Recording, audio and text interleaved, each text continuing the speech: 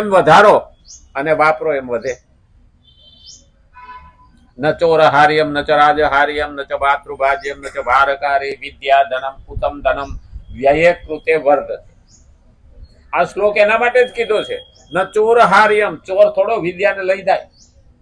આ ભેદામાં ભરેલી હોય તો ચોર લઈ શકતો નથી. ન ચોર હાર્યમ ન ચ રાજ હાર્યમ, રાજા થોડો કે ભાઈ આ વિદ્યા છે, તારી પાસે બુદ્ધિ છે, એનો ટેક્સ ભર દે, નહીં. ન ચોર હાર્યમ ન ચ રાજ હાર્યમ ન ચ ભાતૃભાજ્યમ, ભાઈ થોડું કે તારી અડધી બુદ્ધિ મને આલ દે, અડધી વિદ્યા મને આલ દે, નહીં. ન ચ ભારકારી, લેણિયાત પણ એમનો કે અડધી બુદ્ધિ મને આલ દે. વિદ્યા ધનમ ઉત્તમ ધનમ, વિદ્યા છે એ ઉત્તમ ધન છે. જોકે આ કળિયુગમાં આજે માણસ એવું માને છે કે વિદ્યા એ ધન નથી, પણ હકીકતમાં વિદ્યા ધન છે. વિદ્યા ધનમ ઉત્તમ ધનમ, ઉત્તમમાં ઉત્તમ ધન. પણ ધન તો વાપરીએ એમ ઘટે, તો અહીંયા તો એવું કીધું છે વિદ્યા ધનમ ઉત્તમ ધનમ વ્યય કૃતે વર્ધતે. વ્યય એટલે વાપરવું, જેમ જેમ વાપરો એમ વધે. હા, એ ખાસ છે. આ વિદ્યાનું મહત્વ એ છે, જેમ વાપરીએ ને એમ વધે. આપણને પેલા સાહેબુ છે ને ઘડિયા રોજ બોલાવતા, નિશાળમાં રોજ ઘડિયા બોલાવતા. જેમ વાપર્યું ને એમ પાકા થતા ગયા, પાકા થતા. એમ વિદ્યા છે ને વાપરીએ ને એમ વધતી. કારણ કે ઘણી વસ્તુઓ મોઢે ના આવે ને તો પણ એ જેમ જેમ વધારે વધારે વધારે, એટલે તો આપણને ત્યાં શું કીધું, નામ સ્મરણ. સતત એનું નામ લીધા કરો તો તને એ અંદર ફિટ થઈ જાય. એટલે તો માળા ફેરવીએ ને તો રામ રામ રામ રામ, આપણે પારો પછી પારો જાય. હા, ઘણા ફેરવતા હોય, એમાં હું હાલતું હોય અંદર એ તો ખબર નહીં. હા, અટ મારા પટ મારા ભાઈના હારા, એક એક પારો જાતો. માલા બનાને વાલે ને બનાઈ હે માલા, અંદર દાલા હે સૂત માલા બિચારી ક્યા કરે, ફિરાને વાલા મિલા કપૂત. પણ માળા ફેરવીએ ને તો એ હારો ડખે તો થાય જ. હા, બરોબર, હાથમાં માળા લઈને ફેરવવા બેઠા એટલે અલીની દલીની યાદ આવવા માંડે. માળામાં તો ધ્યાન ન રહે, પણ કેટલું કેટલું 10 વર્ષ પહેલાનું 20 વર્ષ પહેલાનું યાદ આવે. પણ એ થોડો સમય આવે, ઉભરો આવે, પછી ધીમે ધીમે બેસતું જાય. એનું કારણ છે કે અંદર ડોળ છે ને. હવે ભાઈ કોઠી ધોવી હોય તો ઘઉં તો પડે, ઘઉં ત્યારે ડોળ નીકળે, પણ એ ડોળ નીકળી ગયા પછી એમાં મનની અંદર પડેલો ડોળ એ કાઢવો પડે, કદડો કાઢવો પડે. તો કાઢવા બેસ્યું તો નહીં નીકળે, પણ બીજું નાખ્યું તો નીકળી જાય. આપણે કોઈ વસ્તુ ભૂલવા બેસીએ ને તો જે આઘાતને ભૂલવો છે એ આઘાતને કાઢવા બેસ્યું તો ભૂલાહે નહીં. ભૂલવા એનું તો વધારે યાદ આવશે. તો શું કરવું? બીજું લાવવું. હવે બીજું લાવીએ તો ઓલું ભૂલાઈ જાય. ધીમે ધીમે ધીમે ધીમે ધીમે એ સતત ઓસરી જાય. એટલે તો આપણે ત્યાં 12મું રહી. કોઈ પણ મરી જાય ને એટલે કે 12 દાડા સુધી રોજ કોક આવે ને પછી વાતું અહીંયા વળગે ને એના મગજમાંથી પેલો સંદેશો નીકળી જાય ને આઘાત હોય ઓછો થતો જાય. અને 12મે દિવસે હાવ બધા ભેગા થઈને સંતવાણી ગાય ને એમાં ભજન એવા હોય એટલે આને એમ થઈ જાય કે મરવાના તો બધા જ છે. એટલે એને 70% ઓછું થઈ જાય. પછી રહ્યું કેટલું? 30%. એટલે 30% નો અર્થ શું થયો? 30 દાડા સુધી ધીમે ધીમે ઓછું થતું જાય. પછી ના 30 દાડા એટલે આપણે માસી હોકીએ. કોઈ મરી જાય ને એની વાહે માસી હો નાખે 1 મહિને, બસ ત્યાં પૂરું. એ 30% ત્યાં પૂરું થઈ ગયું. એટલે હોય 100%. પછી આઘાત ન લાગે પછી તો એનો હિસાબ કિતાબ હાલતો હોય. અને ભગવાન છે એ બધા હિસાબ કિતાબ કરે જીવના. અને પછી એને પિતૃમાં સ્થાપના કરે એટલે 3જે વર્ષે શ્રાદ્ધમાં ભેળવે. ત્યારે ને ફક્ત આનંદથી યાદ શક્તિ બધા ભેગા મેળવીને આરામથી ખાય. કેવી ભૂલવાની ટ્રીક છે. બીજું લાવો. અને આપણે પણ બીજું લાવવાનું છે.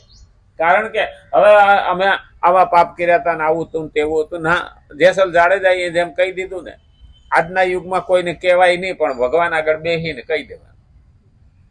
ભગવાન આગળ મને તે એક ભાઈ કીધું તું, મને કે અંદર વેદના થાય કે અમુક અમુક પાપો એવા છે કે મગજમાંથી જાતા નથી.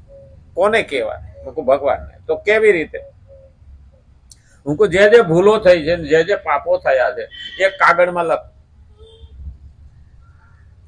ભગવાનની સાક્ષી, ભગવાનની સામે, અને તાંબાનું વાસણ લો, એમાં દીવો કરો અને એની ઉપર હવન કરી દો આ કાગળ. આજ પછી હવે હું આ પાપ કરીશ નહીં. ભગવાન આગળ પસ્તાવો કરી લો, મારો નાથ છે ને એ જરૂર માફ કરશે. આમાં આગળ કહ્યું છે અપી ચેત દુરાચારી. ભગવાન કે તું ગમે તેવો દુરાચારી છો, મારી પાસે આય, હું તને ધોઈને ઉજળો કર. એટલે ફરી પણ એ પાપ થવું જોઈએ નહીં. આ પહેલો સિદ્ધાંત. અને બીજી વાર કર્યું તો પહેલું 1000 ગણું લાગે. હા, દંડ તો મળે જ. ભગવાન શું કહે છે? એટલે વિદ્વાન, ભક્ત, સંત, ઋષિ આ કોઈ પણ ગુનો કરે ને તો એને 1.5 સજા મળે. તો એને 1.5 સજા મળે અને પેલાને 1 જ ગણી સજા મળે. તો આવું કેમ? જેમ વકીલ ગુનો કરે ને 302 ની કલમમાં કોઈને ખૂન કરી નાખે ને તો ન્યાયાધીશ એને 1.5 સજા આપે કે સાલા તું તો કાયદો જાણતો હતો, તો આ કરવાની શું જરૂર હતી? એટલે એને 1.5 સજા આપે. 15 વર્ષની મળતી હોય ને તો 25 વર્ષની આપે. અને આપણા જેવો ગુનો કરે ને તો દયા દાખવે કે એને કાયદાનું ભાન નહોતું ને એટલે ભૂલથી ઉત્તેજનામાં ખૂન કરી નાખ્યું. એટલે 20 વર્ષ મળતી હોય ને તો 15 વર્ષ ઓછી, 15 વર્ષ. તો એટલું યાદ રાખવાનું કે જાણે છે એને સજા વધારે, એનાથી ગુનો થાય નહીં. જે જાણે છે એનાથી પાપ થાય નહીં. પાપ ન કરવું જોઈએ. અને પહેલાથી પાપ થઈ ગયું તો એકાદી ભૂલ માફ કર્યો. આપણને એવી છૂટ તો નથી જ મળતી. માફ કરે પણ પાપ ધોવાતું નથી. તો એને શું કરવું પડે? ભક્તિ કરવી પડે. ભક્તિ વિના પાપ બળતું નથી. કોઈ એમ કહેતો હોય કે મેં પાપ કર્યું છે, એક બાજુ હું પુણ્ય કરી લઉં, તો એ બે પલડામાં ભેગા થાય છે. પુણ્યની રીતે ભોગવવાનું, પાપ પાપની રીતે ભોગવવાનું. તો શું કરવું? ભક્તિ કરવાથી પાપ બળે છે. અને જેસલ જાડેજાએ ભક્તિ કરી. નહીતર એટલા પાપ કર્યા પછી એને તો સ્વીકાર લીધું હતું ને. જેટલા મથેજા વાળ તોડી રાણી એટલા તે વખરમ મેં કર્યા. ગણ્યા ગણાય એમ નથી, પણ છતાં ભક્તિથી એ પાપ બળે. તો આપણે તો ભક્તિના રસ્તે જ જઈએ છીએ. કારણ કે જ્ઞાન વિના સત્કર્મ ને સત્કર્મ ને જ્ઞાન ભેગા થાય એટલે ભક્તિ થવાની. તો મન, બુદ્ધિ, વિદ્યા, યોગ્યતા, આપણે યોગ્યતા નિર્માણ કરવી પડે. અને પદ કોઈ પણ મળે ને તો ખરેખર બીજાનું હિત કરી લેવું જોઈએ. પદ મળે છે કે કાયમ રહેવાનું નથી. આ અધિકારીઓ છે ને એને પદ મળ્યા પછી કલેક્ટર છે, મામલતદાર છે, આ છે તે છે, એને મોકો મળ્યો સેવા કરવાનો સમાજ. આમાં આજે એ નોકરી કરે છે બ્યુરોક્રેટ, એ હકીકતમાં તો પબ્લિક સર્વન્ટ છે. પણ એ જો પબ્લિક સર્વન્ટ ન માને અને પેલો મારું છે હોદ્દો એવું માનીને બેસે ને તો એ પાપ ભેગું કરે. કારણ કે સર્વન્ટ છે એને તો પબ્લિકની સેવા કરવાની બહુ મહત્વનો ત્યાં મુદ્દો કીધો છે. અને એ નિવૃત્ત થાય એના પહેલા પદનો હારામાં હારો ઉપયોગ કરે ને તો નિવૃત્ત થયા પછી એનું પુણ્ય એને મળે. ઠીક છે, ના અમને તો પગાર મળતો હતો એટલે કરતા. એટલે પગાર મળતો તો પણ અંદર સારી ભાવના હોય ને. માણસ દરેક ધંધો કરે છે ને એ ખરેખર જોવા જઈએ તો પૈસા કમાવા માટે થઈને કરે. હાલો પગાર માટે થઈને કરે, પૈસા કમાવા માટે. પણ એટલું જ નથી, એમાં શાસ્ત્રમાં પણ કહ્યું છે કે એવો ધંધો કરો કે બીજાને ફાયદો થાય, બીજાના હિતમાં થાય, તો એનો લાભ મળે.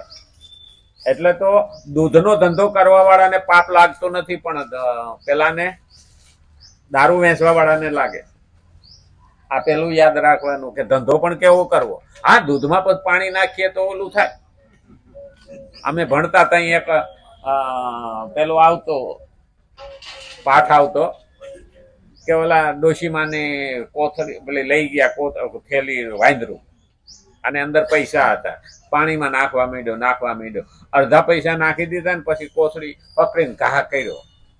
તો માજીના હાથમાં અડધા પૈસા આવ્યા, અડધા તો પાણીમાં નાખી દીધા. કોઈ કીધું માજી શું થયું? તો કે દૂધના દૂધમાં રહ્યા ને પાણીના પાણીમાં ગયા.